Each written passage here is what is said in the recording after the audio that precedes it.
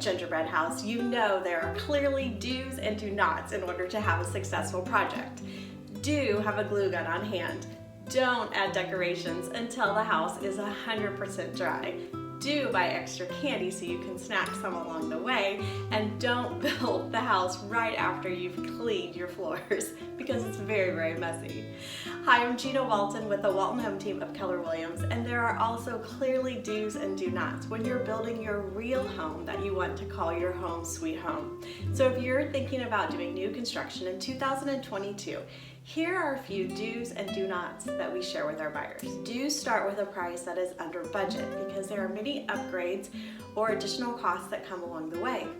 Do choose your lot first and then select your floor plan. Do spend time with builders. Look at their work, talk to their previous clients, make sure you have the right builder for you. Don't expect the process to be flawless. There will be hiccups and missteps along the way. Make sure you have a realtor that's going to represent you well to help you through each one of those. And don't underestimate the amount of time the building process is actually going to take.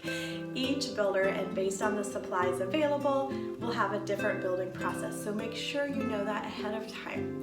Also, due to the time that a project costs for building a house, do understand the loan that you're getting and when you will be able to lock in your interest rate so you clearly understand the type of financing you're doing. Now, if you're looking for the perfect place to build your home, or you know somebody who is, I'd love to connect with them. Just send me a message, 913-449-1950, and we'll meet to see how we can help you find your home sweet home and building the home of your dreams in 2020.